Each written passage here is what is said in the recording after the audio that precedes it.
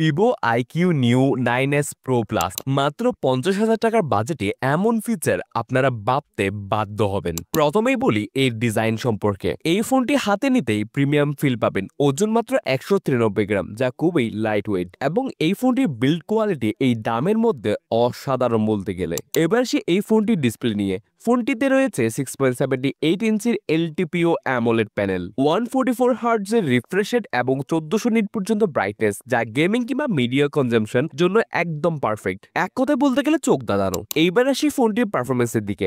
এটি চলছে Snapdragon 8 Gen 3 চিপসেটের উপর, যা এখনকার সবচেয়ে পাওয়ারফুল প্রসেসরের মধ্যে একটি। এই ফোনে আপনি পাবজি বা ফ্রি ফায়ারের মতো হেভি গেম একদম ল্যাগ ছাড়াই খেলতে পারবেন। র্যাম 12 জিবি বা 16 জিবি, যেটা আপনি পছন্দ করেন।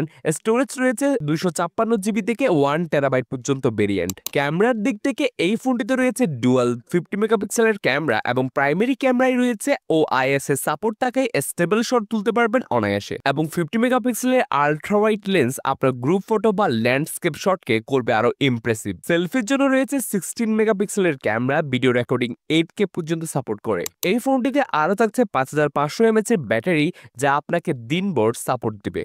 আরও থাকছে 120 ওয়াটের ফাস্ট চার্জিং সুবিধা, মাত্র 17 মিনিটে হবে 70% চার্জ। তবে মাইক্রো এসডি কার্ড সাপোর্ট না থাকা কিছুটা হতাশাজনক বলা যায়। সব মিলিয়ে IQ new 9s pro plus একটি দুর্দান্ত স্মার্টফোন। যদি আপনি গেমিং, ক্যামেরা এবং পারফরমেন্সের জন্য একটি শক্তিশালী ডিভাইস খুঁজে থাকেন, তবে 50,000 টাকার এর থেকে ভালো অপশন পাওয়া কঠিন। আপনার কি মনে হয় আমাদের কমেন্টে জানাতে পারেন।